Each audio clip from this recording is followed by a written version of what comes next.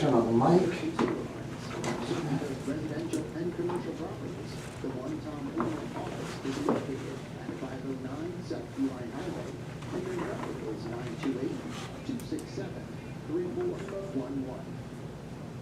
And thank you to One Tom Plumber for sponsoring our KRIM Community Spotlight program. Good morning, Rim Country. Chris Higgins in the KRIM studios here in the Sawmill Theater Plaza. And today we are talking with District 1 County Supervisor Steve Christensen. Good morning, Steve. Good morning. How are you doing? Doing good, doing good. Enjoying the sunny weather and looking forward to next week when some cooler temperatures will be coming our way. Yeah, I gotta tell you, last couple of weeks I've been on an elk hunt and Nice. was up on top of the rim up there by Woods Canyon Lake. Oh, Uh-huh. man, the weather up there is It was really a good. little bit cooler than down Cooler, here. a little chilly in the morning actually, but wow, during the day, cool breeze. Yeah. Nice. And how did the hunt go? Well, the hunt went great, but the harvest didn't go real great. Oh, no. I had a great time. It's a difficult hunt to draw for, archery. And so yeah, it went really well. We tried our best to get one, and doesn't always work out. Yeah. I'm going to blame the elk. The elk were not. They were not cooperating? They were not cooperating. So That's my funny. opportunities were kind of limited there.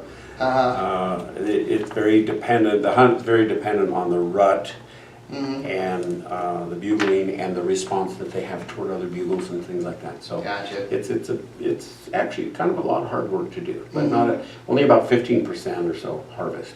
Wow. Yeah. With a bow. Yeah, it's just I call it game management. Hey, there you go. Yeah, yeah. Didn't get anything in the freezer this year, so Well, that's disappointing. But yeah. Sorry to hear that. okay. But the weather was great, But yeah, and and the food. Oh, the food was good. yeah. Yeah, we took a lot of good food. Hey, there you go. Mhm. So this morning, a couple things I know that you wanted to talk about. I think let's get right into it. The first one, property taxes. Yeah, property tax, okay, so something has happened that's very unusual, and that is that the calculation for one of the districts, which is the Payson Unified School District, one of the calculations made for getting that tax was done incorrectly. That was done incorrectly by the county, not the school. School had nothing to do with it. I don't want anybody to think that the school is receiving extra money or doing anything like that. There's a mistake made, and so it calculated your tax if you're in that district, which is 18,000 properties in the area, were overcharged an amount, maybe not a huge amount, it depends on your assessed value. They told me that the average was $60 per year overcharge. Okay, but if you own a more expensive property, then it will be higher than that, and of course there's some that are lower than that.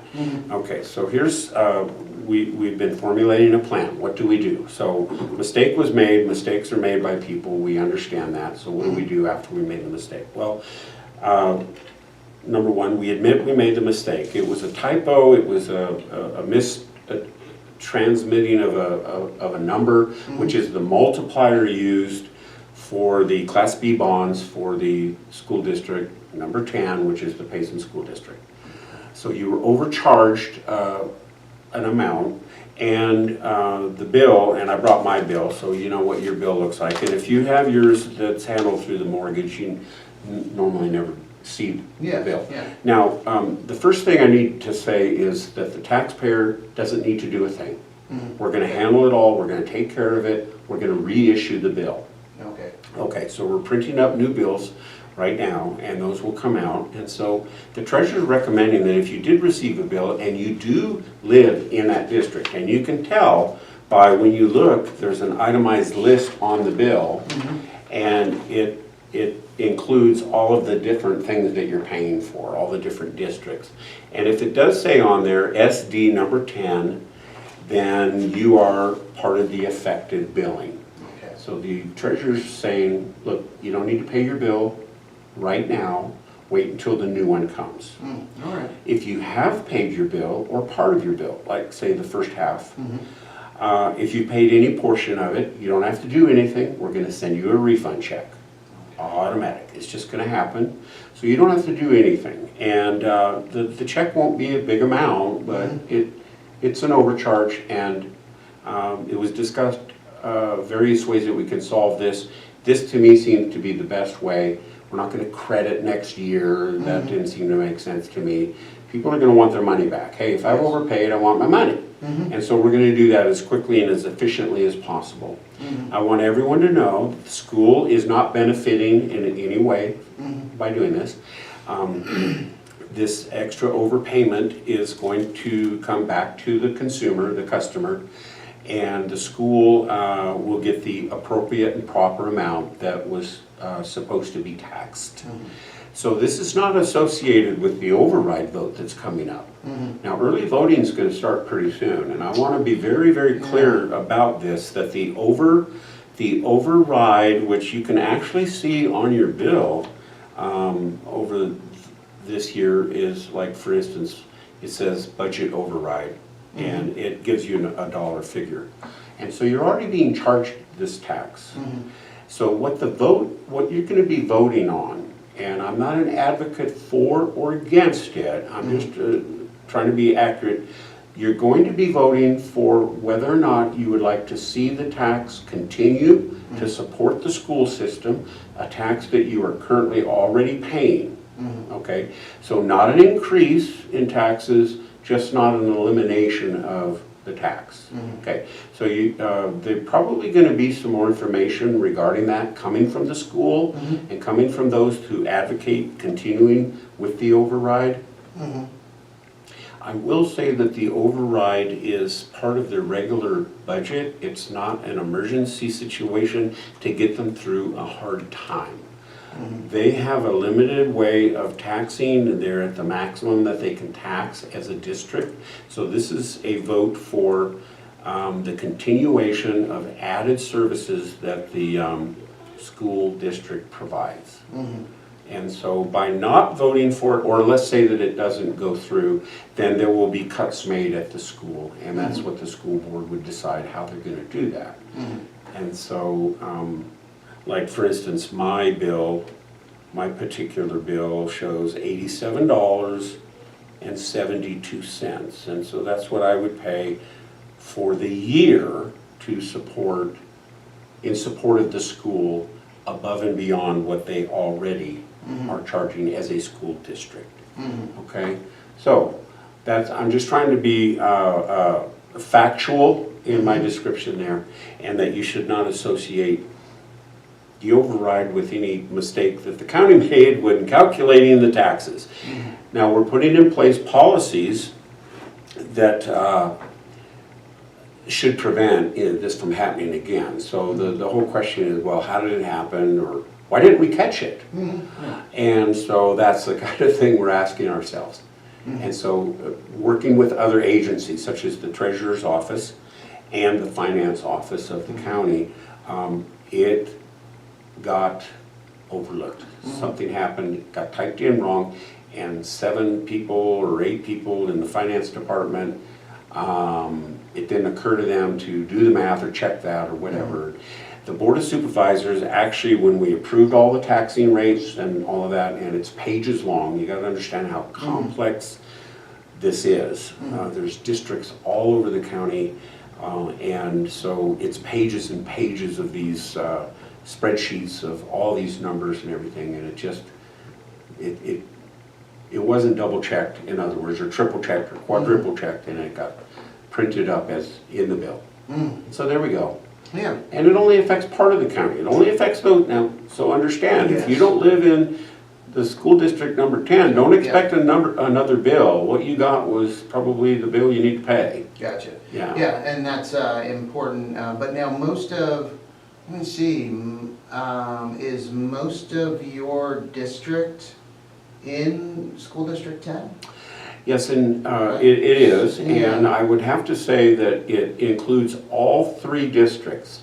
So the Payson School District actually goes all the way down to Jake's Corner. Okay, which is in District 2. Tim Humphreys? Yeah, his starts at Geisela, so Geisela and all the way down to Jake's Corner. So you have Deer Valley, or Deer Creek and all that. And then it also goes eastward, way out into Colcord Road and all of that. So it includes a tremendous amount of the northern part of District 3, which is Woody Clines. Yes, yes. And then, of course, Payson and the surrounding area here for me, District 1. So, like I said, it involves approximately 18,000 different taxing properties. Wow. Yes. So, you know, and the cost is on us. We're paying for the reprint and mailing out the checks and whatever it's going to take to do that. You know, when you make a mistake, it's going to cost you time and money. And so we're going to try and prevent making that mistake in the future. But people, you know, people make mistakes, Chris, and so we're not here to bash anybody in particular. It happened, and it was through all the Swiss cheese holes lined up, and there you go.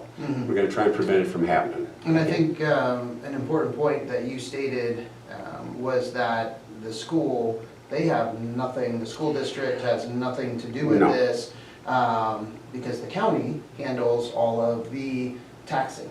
We do, and it's a pass-through tax. So what we do is we collect the taxes, okay, and then we distribute the taxes to the districts. Okay. It's actually the school district that caught the problem.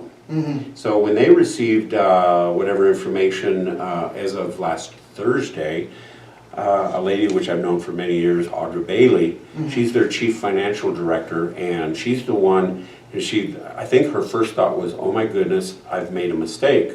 Well, but she called our finance director, which is Marin, and for the life of me, I can't think of her last name. I'll get it. You know how that goes, your brain. I need to drink more water. And so she called Marin, said, look, we have an issue. What's going on? This is the wrong tax rate. And that's when they discovered the problem. And the problem was not with the schools. The school did not make that mistake at all. They're the ones that actually caught the mistake. So, and I'm glad they did. If you have any questions about the school and how they tax or what the money goes for or what the override is all about, Audra's number, and I'll give it to you here, and you can call her regarding the override and things like that. That's 928-472-5712. But she's not the one to call if you have a concern about your property taxes. That would be the treasurer's office. Or Gila County, you would need to contact us.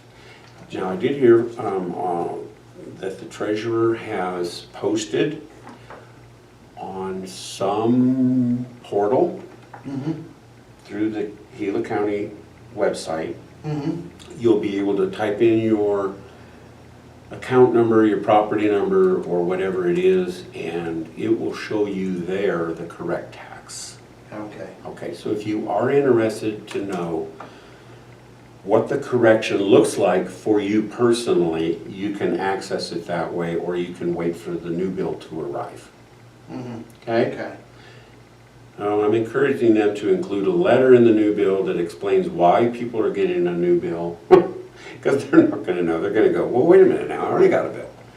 And how come they're different? And so there's going to be probably 15,000 people trying to call and figure out what's going on. So I'm hoping that that your listeners today will be assured that they don't need to act on this at all. If you already have a bill, just hang on to it, don't pay it. You'll get a new one. Gotcha. And looking at the Gila County website, gilacountyac.gov, right on the front page, there's a link to this, and has Payson Unified School District, PUSD number 10, 2024 property tax rate error. There we go. And secondary property tax rate included in the 2024 tax bills was 0.0137. However, the tax rate approved by the PUSD, Gila County Board of Supervisors, was 0.01037. So this error means that the property owner would overpay their approved property taxes by $3.33 per $1,000 of assessed valuation without correction. Correct. So let's say that your, and this is the secondary property tax number. So let's say your secondary property tax number is 30,000. That would be basically a tenth of what your primary tax value is. So a tenth of that, if your residential property, would be 30,000. So in other words, I would be 30 times $3.33 overpaid. Yes. So we're looking at $120, $130. Yeah, yeah, Okay, yeah. of overpayment. And so the number is not huge, but it's insulting to think that we already pay pretty good taxes and that we have to be overcharged. So I just want people to rest assured that once we discovered the problem, we're doing everything to rectify it with the least amount of inconvenience. Yes, and another source of information considering or in regards to the override, budget override continuation, can be found on also paysoneducation.com. That is a website put up by Payson Citizens for Excellence in Academics, and that has information about the override. Right. So a couple sources there. So that's good, yeah, that's being handled, being taken care of, and as you said, people that did already pay their 2024 taxes don't have to do anything. Nope. It will be refunded, the overcharge. The overcharge, you would will be receive a refunded. check for the overcharge. So that's good. How long that takes, I'm not sure, but I'm sure they'll process them as quickly as possible. Mhm. And so maybe it'll be enough for you to go out to dinner. Hey, there we go. Yeah.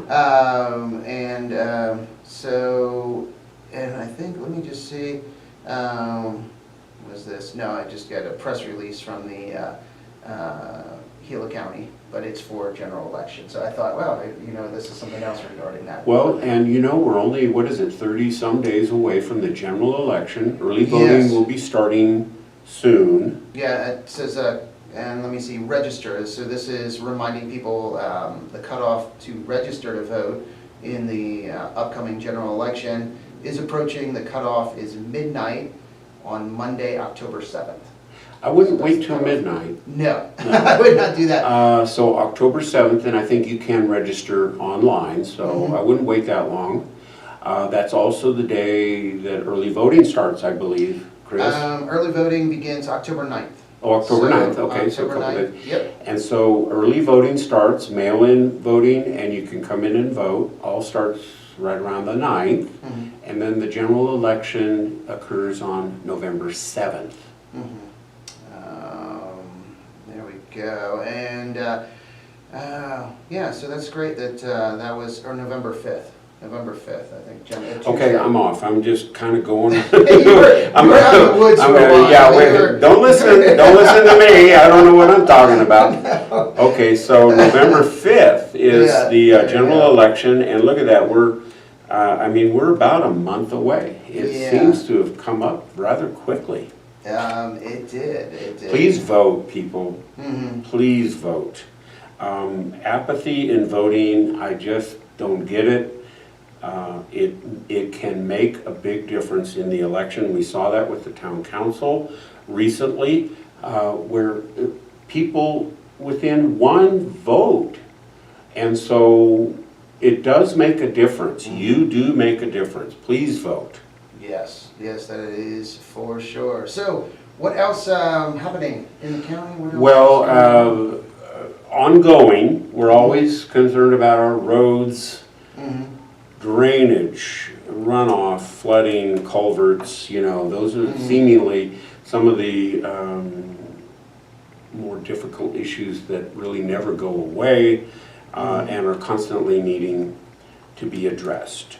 One of the concerns, or one of the reasons that we cannot be as great of a response as we would like to be is because we just really have a hard time with the amount of employees that we have. We are always trying to hire more employees. We're competing with the private sector, and we can't compete with the private. There's no competition. The private sector, if you own a CDL, you can get paid more working in the private sector. So we need people that want to work for the county, for the benefits of working for the county, the stability of it. And when it comes to being one of our drivers or working in our public works, we're even willing to educate you for CDL and move you through all of that. We'll hire you unexperienced, we will hire you and train you. That's a new program that we have, and so, you know, we're always looking for that. That's probably one of our biggest challenges, is coming up to a reasonable wage and without raising taxes, And so it's a scenario that's very difficult to achieve, and we live in an expensive area of Arizona and Gila County, and so it's difficult for a deputy or a policeman or fireman or anybody to move here, live here, and buy a home or rent or anything. So it's one of those things. I get a lot of questions about affordable housing. What do we do about that? And so there's a few solutions the town is working on, and I'm willing to listen to any suggestions on how the county can help in any way to make things a little bit more affordable. Unfortunately, I don't really think the county government has a lot of leverage when it comes to making things affordable. It's just the community and the area we live in is high, and it's getting higher, inflation, all of that. It's just really, it's really a tough scenario to solve. Yes. So the short-term rental ordinance has been discussed and everything. They're finalizing some of the nuances, the few little details that we're trying to work out on occupancy and different things like that, kind of minor stuff that we're trying to just come up with a plan. Should come before us for kind of a final go for it. And then we'll start really enforcing that, or start to utilize that ordinance as of January. So. Now, and that, with the short-term rental ordinance, the primary focus with that ordinance is most likely in your district, not so much maybe District 2, well, I guess, is Tonto Basin, and is that area, has there been concerns for us? They are throughout the county. They're very concentrated in the north. Yes, okay. Yeah. So it is a county ordinance that probably applies more to the north, so it would affect mostly the rim country. And so what it is to try and, Michelle Nelson actually had a very good article in the last newspaper. I thought I'd give her credit for that. She owns short-term rental. And so there's the resistance to have an ordinance, and then there's the demand to have an ordinance. And so we're balancing that. And so her article was really very balanced, I thought. It talked about the tremendous economic impact in a positive way to Gila County with tourism and with all the people that are coming. And then she also was fair in saying that there are some things that are a distraction or downside to the business. And so we're trying to address those without affecting the positive aspects of it. And so we're trying to do a light touch, but have a presence, have a touch. And so we're hoping to get all that squared away. We've had many, many meetings, lots of public input, both from the owners and from people that are the neighbors. And so we have really a wide range of opinion about it.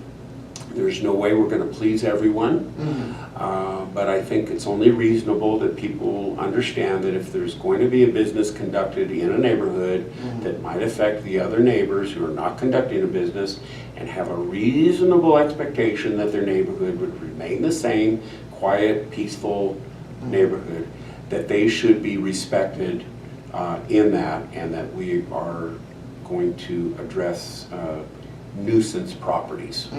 And so that's really all we're after.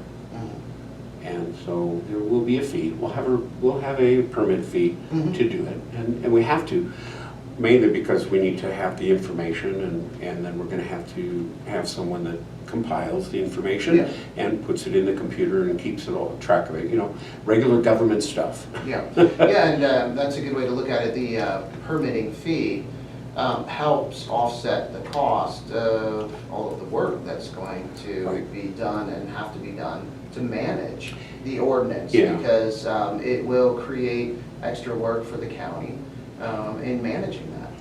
doing research, have discovered that this is actually a nationwide concern. Mhm. It's not just us, and we're not the only ones that are doing this. There are some places that are extremely heavy-handed when it Yes. comes to rentals and short-term rentals. Mhm. Right up to the point of not allowing them or really charging them Yeah. stringent fees and all of that. We're not out to do that. We don't want to ruin the industry.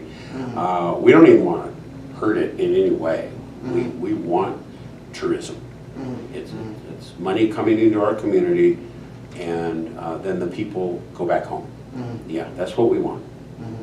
Yeah, so, and that's the positive component, as you Absolutely. stated. And also, in areas where you don't have many hotels, as Right. Pine Strawberry. So, only maybe a few hotels, and that's it. So where do people stay? And that's where they're dependent on those STRs. Correct. And then there's also the aspect of people that have just got married, they want to have a nice experience in a great climate, and so they want to have a little cabin, or they want to do something like that. And so we want people to come, we want people to have that great experience. What we don't want is a home that turns into a frat party, or turns into a 100-person bonfire. Yeah. Things like that. And I know those are the extremes, and Yeah. I'm being a bit extreme. Yeah. But noise is one of the main complaints. Lights, lots of lights, well into the night or all night, Yeah. and or traffic, parking, and dust. Yeah, well, the lights part, people have to be a little understanding, because I've experienced this when people visit from the city.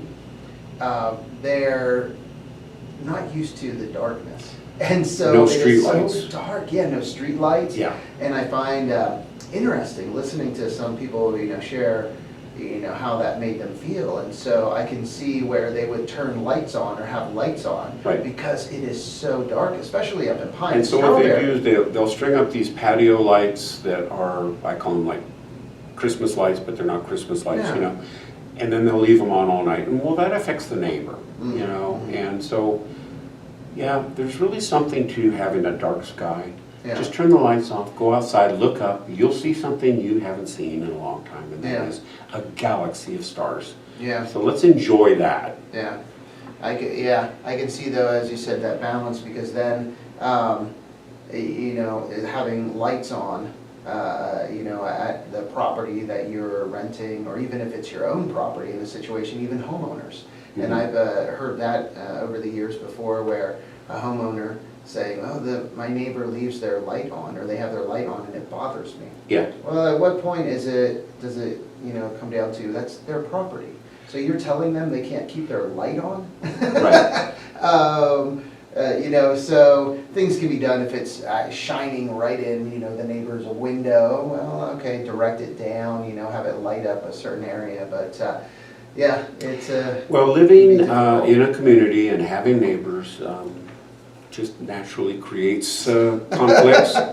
Yeah. It's like, they say, what a fence is good for, making good neighbors and stuff, but, then we argue over the type of fence. And so, Oh, boy. it's So true, but I certainly, I'm very happy with where I live, but if something happened in my neighborhood that caused all that to change, I would Yeah. complain too. Yep. So, again, if you want more information about things happening in Gila County, there's the website gilacountyaz.gov.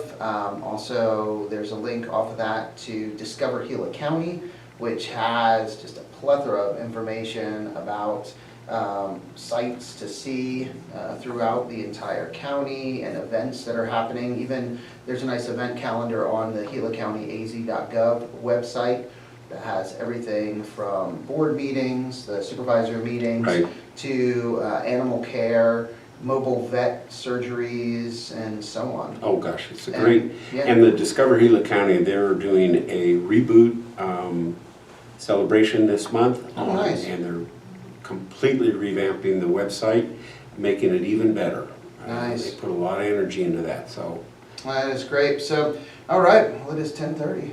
And thank you, Steve. Yeah, thank you for having me. Hey, you're very welcome, and thank you guys for listening and watching today. And just a reminder, volleyball game tonight, home game, and it should be a good one. I believe it's Northwest Christian coming up to Payson, and ranked number 2 in the state. So it'll be a good challenge for our girls. So if you come out to the game tonight, they would love to have you out there cheering them on. Varsity game starts at 6:30. And if you can't make it out, we'll be live streaming that on the KRIM Radio Facebook page along with our YouTube channel. So thank you everyone again, and thank you to One Tom Plumber for sponsoring our Community Spotlight program. Time to get back to the music with some Police, Duran Duran, Weezer, and more. But first, let's get a quick update from the National Weather Service. With this morning's KRIM weather forecast.